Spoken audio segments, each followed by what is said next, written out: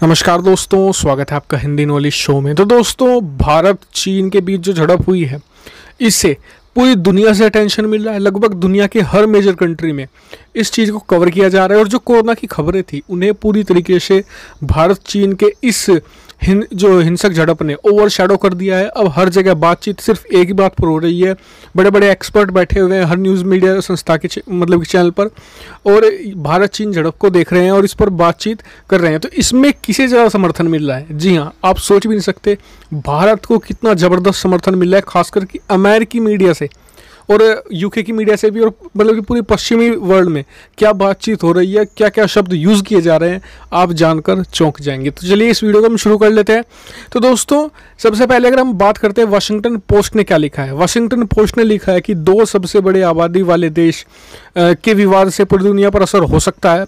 और भारत के जो ब्यूरो चीफ हैं जिनका नाम है जोनास टालर, उन्होंने लिखा है कि कई सूत्रों से पता चला है कि एलएसी पर चीन की आक्रामक पेट्रोलिंग की वजह से हालात ख़राब हुए हैं। जी, उन्होंने लिखा है कि चीन आक्रामक पेट्रोलिंग करता है, इसकी वजह से उन्होंने हालात को ख़राब किया है और भारत यहाँ पर मजबूत इंफ्रास्ट्रक्चर तैयार कर रहा है। इससे चीन को अपने बेल्ट एंड रोड प्रोजेक्ट को एक तरीके से खतरा नज़र आ रहा है भारत की इस रोड से, और भारत यहाँ पर बहुत मजबूत है और चीन यहाँ पर हमेशा आक्रामक कार्रवाई करता है, इससे हालात ख़राब होते हैं। यानी कि यहाँ पर ब्लेम किया गया है वाशिंगटन पोस्ट ने सीधे वरना वाशिंगटन पोस्ट ऐसे ये ट्रंप के भी बहुत खिलाफ रहता है और भारत के भी, लेकिन इस तरीके से भारत का खुला समर्थन करना ये एक बहुत बड़ी चीज़ है।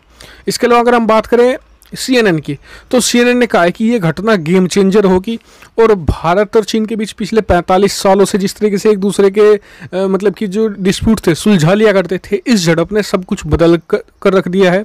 और ये भी कहा है कि इसमें चीन की तरफ से जो ग्लोबल टाइम है उसने जो आक्रामक रिपोर्टिंग की है उसने आग में घी का काम किया है। जी हाँ, यही कहा है। और ये भी कहा गया कि इसके बाद भारत में चीन विरोधी भावनाएं बहुत तेज हो जाएंगी। जी हाँ, इसमें सीधे सीधे जो ग्लोबल टाइम से आप जानते हैं कि उन्होंने किस तरीके से भारत के खिलाफ रिपोर्टिंग की, उससे ज़्यादा ब्लेम किया गया है CNN ने। CNN भी बता दूं कि भारत विरोधी रहा है, लेकिन भारत का इस तरीके से समर्थन कर रहा है, ये अपने आप में चौंकाने वाली बात कही जा रही है।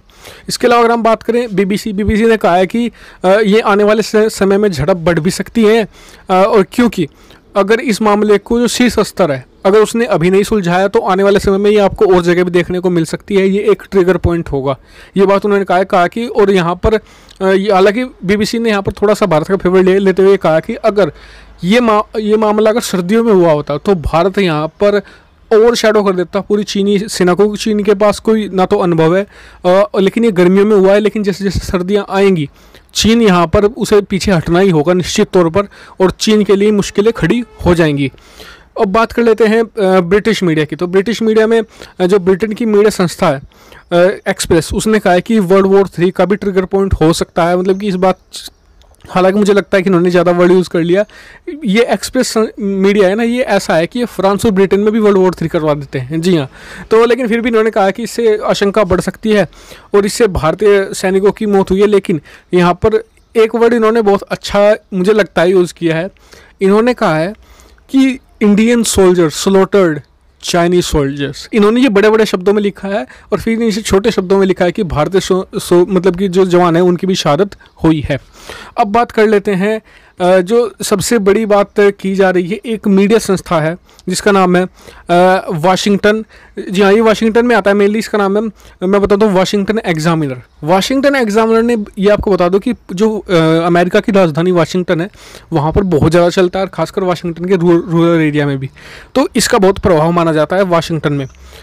उसने एक ऐसा शब्द यूज़ किया है, देखिए अब सुनिए, beating 20 Indian soldiers to the death Monday evening, China People Liberation Army has provoked the Indian nationalist tigers। जी हाँ, ये कहा है कि इंडिया एक नेशनलिस्ट टाइगर है और उसे प्रोवोक कर दिया है चीन की PLA ने, और ये चीन को बहुत भारी पड़ेगा। जी हाँ, और ये इस तरीके का आप देखिएगा कि जितने भी आप अमेरिकी मीडिया संस्था देखेंगे 95% आपको ऐसे मिलेंगे जो भारत का समर्थन कर रहे हैं, और जो 5% है वो भारत के अगेंस्ट नहीं है, वो बस न्यूट्रल है, वो सिर्फ खबर को खबर की तरह दिखा रहे हैं। लेकिन बाकी जो मीडिया संस्था है वो, और इससे भारत को फ़ायदा क्या मिलेगा, यानी कि अगर भारत को कुछ चीन के खिलाफ कुछ एक्शन लेना पड़ जाता है तो ये मीडिया इतनी ताकतवर है, खासकर कि अमेरिकी मीडिया है, कि प्रेशर में ला सकती है अपनी सरकार को कि भारत के समर्थन कीजिए, खासकर कि डोनाल्ड ट्रंप को, क्योंकि देखिए डोनाल्ड ट्रंप पहले ही फॉरेन पॉलिसी के मामले पर एक तरीके से घिरे पड़े हैं।